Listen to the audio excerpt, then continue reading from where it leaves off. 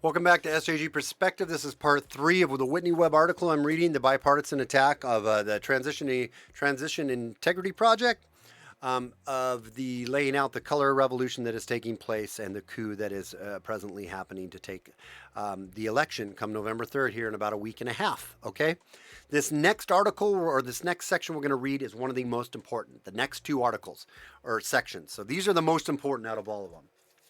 Who is behind TIP? Now we're going to get into who has laid this out and where their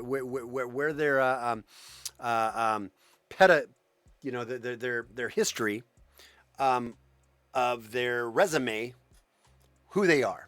So please, again, go to sjgperspective.com and subscribe. There's places to follow me there. You hit the places to follow link and you can follow me on these different sites that I'm at. Subscribe there. Let's jump in. Who is behind TIP? The Transition Integrity Project. It's getting tough to read because I'm just trying to rip through these things and my eyes are starting to blue. The Transition Integrity Project was created in late 2019, allegedly out of concern that Trump administration may seek to manipulate, ignore, undermine, or disrupt the 2020 presidential election process and transition process. Again, whatever the Democrats tell you is exactly what they're doing. This is a perfect example sentence. They were concerned the Trump administration was going to manipulate, ignore, undermine, disrupt the 2020 presidential election and transition process. And that's exactly what they are doing right now. Not Trump, the DNC, the left.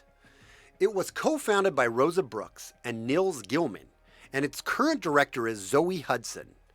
Brooks, as previously mentioned, was an advisor to the Pentagon and the Hillary Clinton-led State Department during the Obama administration.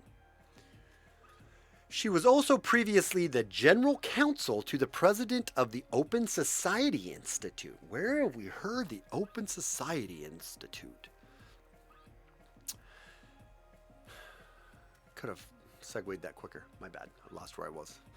Part of the Open Society Foundation, OSF, a controversial organization funded by billionaire, George Soros, right there, George Soros. Zoe Hudson, who is the Transition Integrity Project's director, is also a former top figure at OSF, serving as a senior policy analyst and liaison between the foundations and the U.S. government for 11 years. OSF ties to the TIP are a red flag for a number of reasons, mainly due to the fact that OSF and other Soros-funded organizations played a critical role in fomenting so-called color revolutions to overthrow non-aligned governments, particularly during the Obama administration. Examples of OSF's, George Soros' funded organizations, Open Society Foundation's ties to these manufactured revolutions include the Ukraine in 2014 and the Arab Springs, which began in 2011 and saw several governments in the Middle East and North Africa that were troublesome to Western interests, conveniently removed from power. George Soros, who has funded the caravans coming up from down south, who has funded Antifa, who has funded Black Lives Matter, who has funded these defund the police, who has funded far-left progressive DAs and local politicians, who is unashamedly a far-left progressive Marxist, who is desiring a socialist United States of America. George Soros is one of the funders behind Rosa Brooks has worked for the Open Society Foundation. She's largely tied to George Soros. George Soros' fingerprints are all over this color revolution. Subsequent leaked emails revealed the cozy ties between Soros and the former Secretary of State Hillary Clinton, including one email where Soros directed Clinton's policy with respect to unrest in Albania, telling her that 2 things need to be done urgently. This is George Soros talking to Hillary Clinton. They were bring the full weight of the international community to bear on Prime Minister Berisha, and appoint a senior European official as a mediator. Both urgent tasks were subsequently performed by Clinton, presumably at Sorrow's behest. Who really runs our government? This is when Hillary Clinton was Secretary of State. It's the elitists who run the government. It's the billionaires that run the government. Unfortunately, it's these elitists and high sitting in the Council on Foreign Relations, the Trilateral Commission. It's, you look at the Bilderbergers, it's the who's who of who's really behind our foreign policy and our national policy for that matter. Those are the ones pulling the strings, but that's a discussion for a later time. In addition to her ties to Obama administration and OSF, Brooks is currently a scholar at West Point's Modern War Institute, where she focuses on the relationship between the military and domestic policing, and also Georgetown's innovative policing program. She is currently a key player in the documented OSF, Open Society Foundation's led push to capitalize off of legitimate calls for police reform, to justify, here's why they're doing it, guys, to justify the creation of a federalized police force under the guise of defunding and or eliminating local police departments.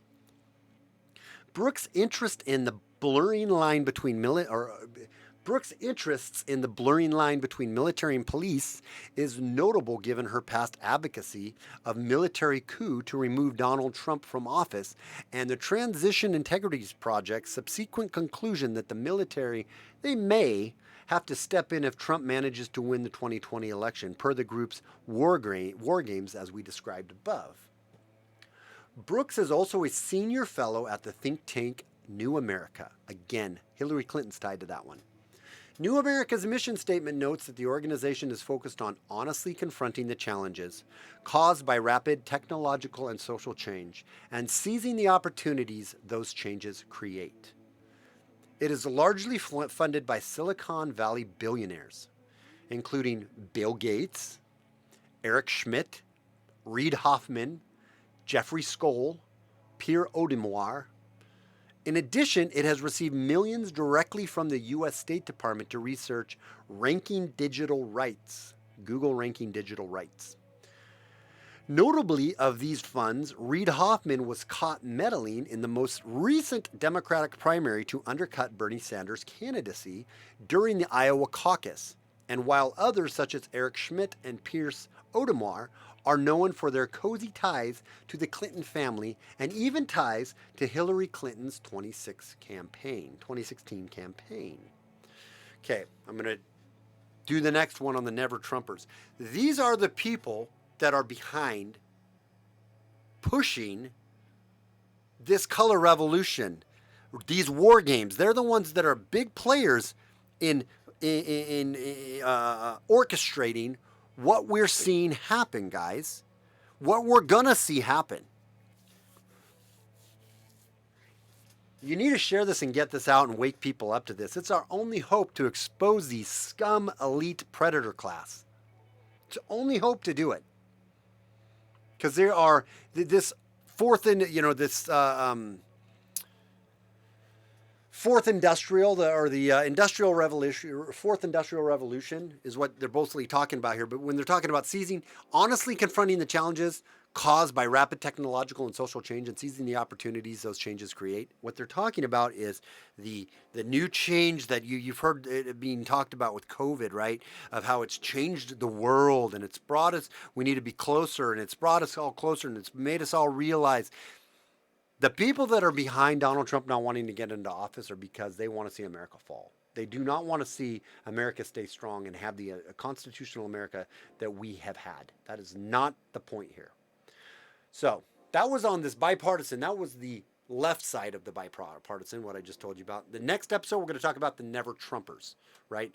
Which is the conservatives, the rhinos, Republicans in name only, what they have to say about it. So please, again, like, share, and subscribe. Share this out. Please go to sjgperspective.com and subscribe to my mailing list. And we will talk to you really soon. Again, without fear or animus, SJG Perspective. Hit the like button, share. And if you don't like it, hit the dislike button twice. lets me know you really don't like it. Talk to you soon. Bye.